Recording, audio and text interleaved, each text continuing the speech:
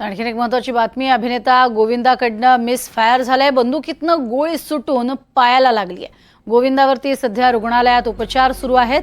स्वतःच्याच बंदुकीतून चुकून गोळी सुटली आहे आणि त्यामुळे ती त्याच्या पायाला लागली आहे। आताची महत्त्वाची बातमी आपण बघतोय, अभिनेता गोविंदाकडनं हे मिसफायर झाल्याचं आता समोर येतंय आणि बंदुकीतनं जी सुटलेली गोळी आहे ती पायाला लागली आहे।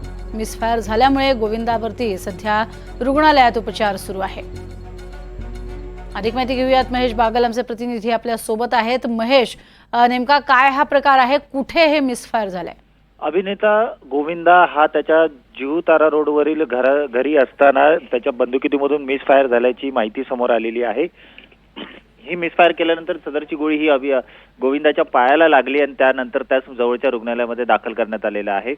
सध्या गोविंदाची ही प्रकृती ठीक आहे। त्याच्या पायाला लागलेली गोळी ही बाहेर काढण्यात आलेली आहे आणि सध्या गोविंदावर उपचार सुरू आहेत। नेमकं ही बंदुकीतून गोळी कशी सुटली, नक्की गोविंदा हा त्याच्याकडील जे लायसन्स पिस्तूल आहे त्याचा कशा प्रकारे वापर करत होता याबद्दलचे अपडेट अद्याप प्राप्त झालेले नाहीये।